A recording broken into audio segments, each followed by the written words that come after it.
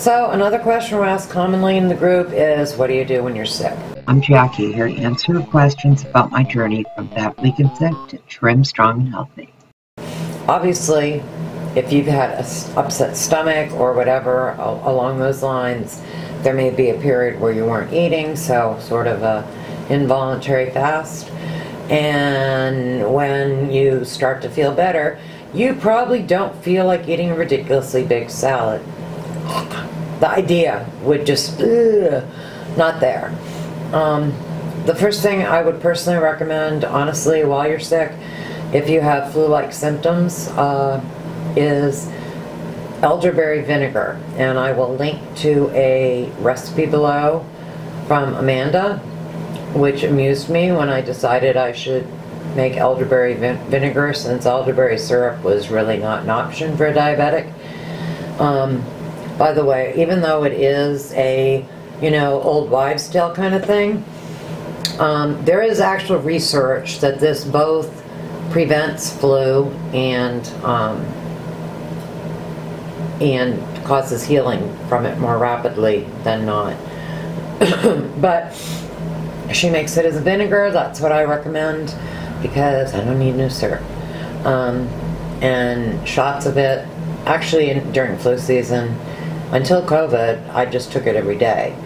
But now that I'm masked all the time, the odds are I'm probably not going to get the flu whether I take it or not. So that's my first recommendation. Keeping up with electrolytes is my second. Not being very upset about your blood sugar is number 3. If you've been diabetic any length of time, you know when you're sick, it goes through the roof. That's just how it is. Get over it. Just don't pay any attention, because it's going to be there. When you can eat and are finding yourself completely uninterested in a salad of whether ridiculous or not, what I like when I'm first at the point of being able to eat again is bone broth. And then when I want a bit more than bone broth, usually chicken bone broth is what I want then. But when I want a bit more, basically I will scramble an egg and pour it into simmering broth and stir it in there and make something vaguely like egg drop soup.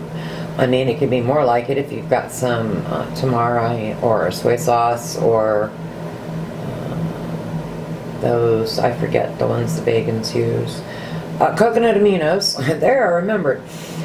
You can make it more like it if you get some scallions. You could dice up the green bit and throw some in too. But I find that to be very nourishing and very likely to stay down if I'm having issues with that. And honestly, if I'm getting over being sick. I've been sick once since I've been on Eat Like a Bear, and the electrolytes were the most important thing that I kept doing.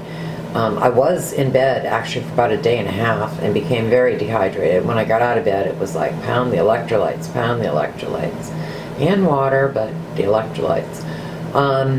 And then did my little egg drop soup, which I find very nourishing.